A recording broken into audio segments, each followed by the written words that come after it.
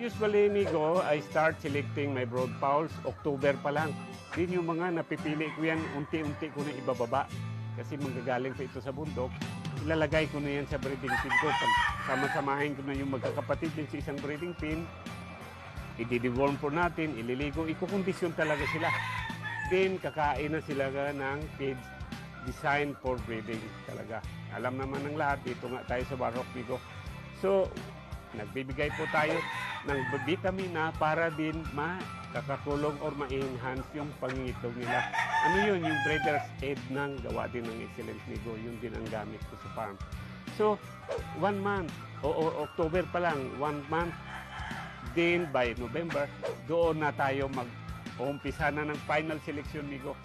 Yung inahin doon sa breeding pin na pinili ko, unti-unti na kakalatin yung hindi papasa. Ang maiiwan doon, yung final na doon, saka natin